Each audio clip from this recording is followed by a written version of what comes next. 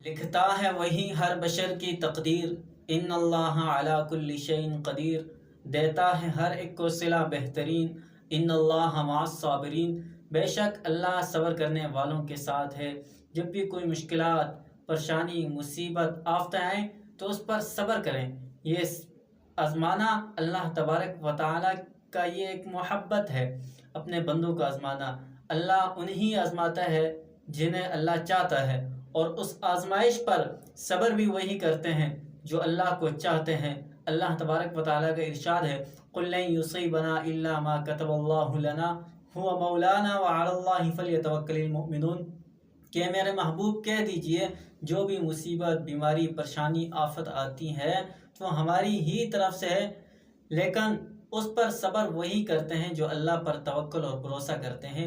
اس لیے لا تقنطوا من رحمت اللہ، اللہ کی رحمت سے کبھی مایوس نہیں ہونا چاہیے، بلکہ ہر وقت اللہ کا شکر ادا کرنا چاہیے اور اللہ سے خیر و عافیت کی دعا کرتے رہنا چاہیے۔